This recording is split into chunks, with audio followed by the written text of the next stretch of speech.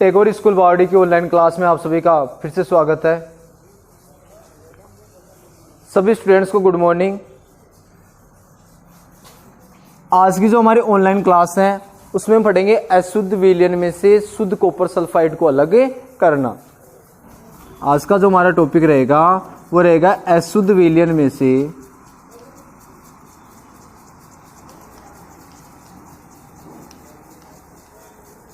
अशुद्ध विलयन में से शुद्ध कॉपर सल्फाइड शुद्ध जो कॉपर सल्फेट की यदि हम बात कर रहे हैं को पृथक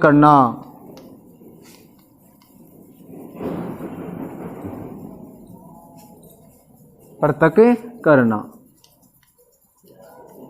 ठीक है, ये रहेगी आज की हमारी क्लास, यानी इस टॉपिक के बारे में अध्ययन करेंगे।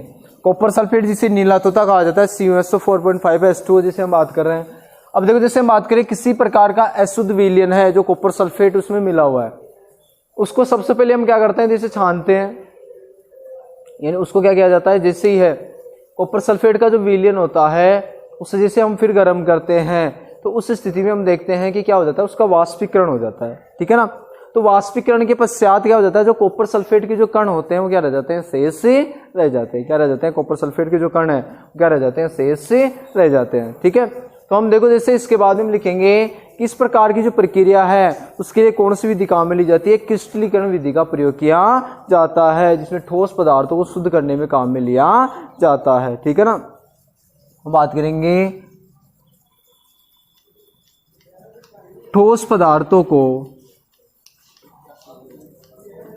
शुद्ध करने में, या हम बात करें कि शोध पदार्थ जो ठोस पदार्थ होते हैं उन्हें शुद्ध प्राप्त करने में किस काम में लेते हैं, क्रिस्टलीकरण विधि को काम में लिया जाता है। तो हम लिखेंगे ठोस पदार्थों को शुद्ध करने में क्रिस्टलीकरण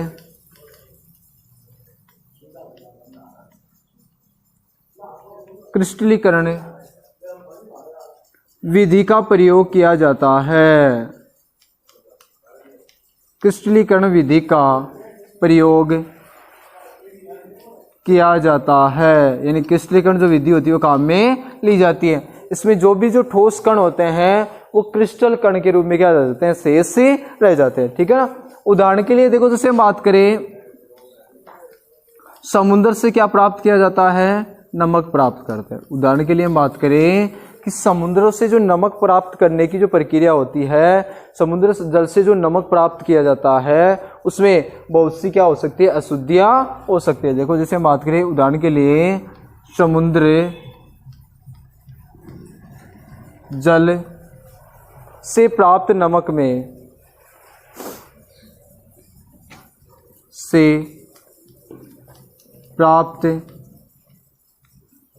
नमक में बहुत सी अशुद्धियां हो सकती है, बहुत सी क्या हो सकती है, अशुद्धियां हो सकती है। ठीक है, अब देखो जैसे हम बात करें कि इस प्रकार की जो अशुद्धियों को दूर करने के लिए किसका उपयोग किया जाता है, क्रिस्टलीकरण विधियों का उपयोग किया जाता है। तो आगे हम लिखेंगे कि इस प्रकार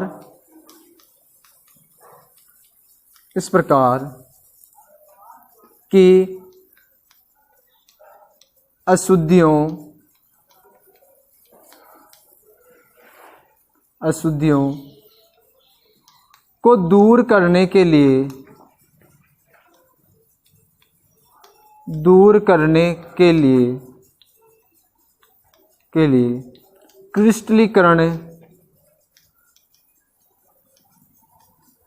क्रिस्टलीकरण विधि का प्रयोग किया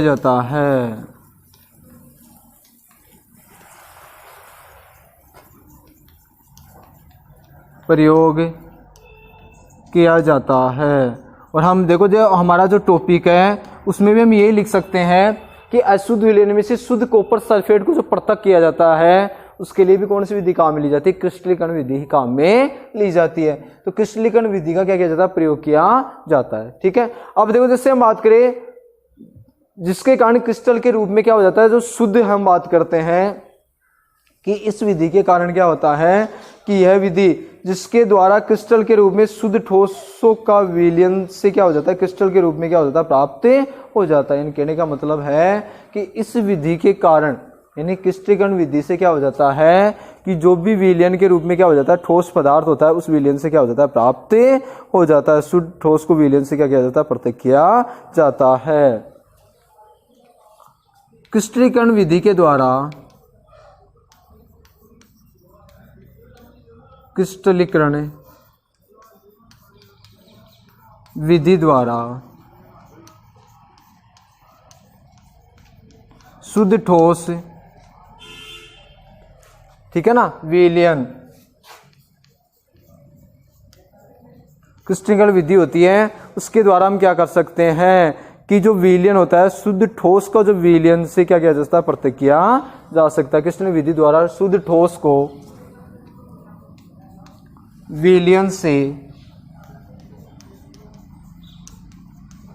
पृथक किया जा सकता है, किया जा सकता है। ठीक है, ये हो गई बेटा। और कौन सी विधि? क्रिस्टलीकरण विधि हो गई। वाष्पीकरण जो विधि होती है उसकी बजाय जो क्रिस्टलीकरण जो विधि होती है वो ज्यादा क्या होती है? थोड़ी ठीक होती है, क्योंकि जो क्रिस्टलीकरण विधि होती है उसमें अशुद्धियां नहीं रहती है, बल्कि जो वाष्पीकरण जो विधि होती है उसमें क्या रह जाती है? अशुद्धियां रह जाती है। ठीक है, अब इसके हम पढ़ेंगे अनुप्रयोग। अब इसमें क्या पढ़ेंगे? इसके अनुप्रयोग। अनुप्रयोग में देखो जैसे 1 नंबर की हम बात करें, सबसे पहला जो अनुप्रयोग है वो क्या है कि समुद्री जल द्वारा जो प्राप्त, जो हम बात कर रहे हैं नमक को शुद्ध करने में। 1 नंबर की हम बात करेंगे कि समुद्री जल द्वारा प्राप्त नमक को शुद्ध करने में। समुद्री जल द्वारा प्राप्त नमक को क्या कर दिया जाता है?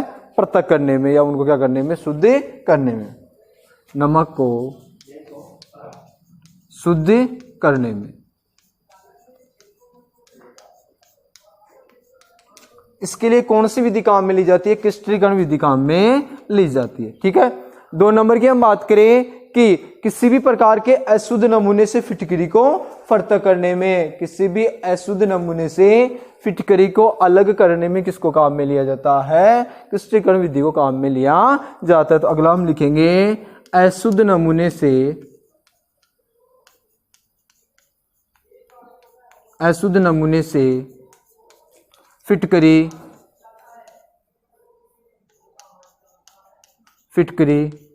को अलग करने में, अलग करने में। ठीक है ना, इसके लिए भी कौन सी विधि काम में ली जाती है? क्रिस्टलीकरण विधि काम में ली जाती है। इसको बेटा और एक बार दोबारा देख सकते हैं। हमारा टॉपिक क्या है कि अशुद्ध विलयन में से शुद्ध कॉपर सल्फेट को पृथक करना। तो अशुद्ध विलयन में से शुद्ध जो कॉपर सल्फेट को पृथक किया जाता है उसके लिए क्रिस्टलीकरण विधि को काम में लिया जाता है। अब देखो जैसे हम बात करें कि किसी प्रकार के ठोस पदार्थों को शुद्ध करने में कौन सी विधि काम में आती है?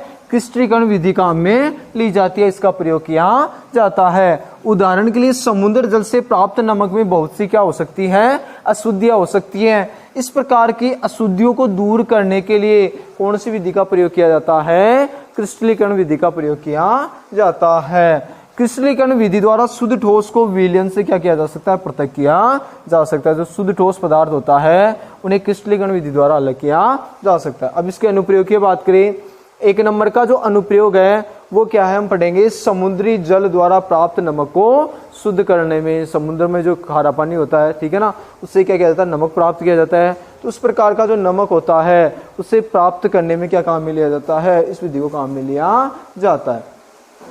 उसके बाद में देखो जैसे अगला है, इसके बाद में हम बात करेंगे कि अशुद्ध नमूने से फिटकरी को अलग करने में। जो अशुद्ध जो नमूना होता है उसको क्या करें? फिटकरी से यदि अलग, अशुद्ध नमूने से यदि फिटकरी को अलग किया जाता है तब भी क्या की जाती है? विधि काम में ली जाती है। ठीक है, अब देखो जैसे हम बात करें फिटकरी के बारे में, आपको पहले बता दिया था कि जो फिटकरी है उसका जो रासायनिक सूत्र होता है वो क्या होता है K2SO4 Al2SO4 का होल 23.24 H2। बेटा इसका रासायनिक सूत्र थोड़ा देख लेना, K2SO4 Al2SO4 का होल 23.24 H2। ये फिटकरी है, फिटकरी का वैसे उपयोग किया जाता है, जल को शुद्ध करने में भी काम में लिया जाता है। तो आज की क्लास में इतना ही, बाकी पढ़ेंगे अगली क्लास में।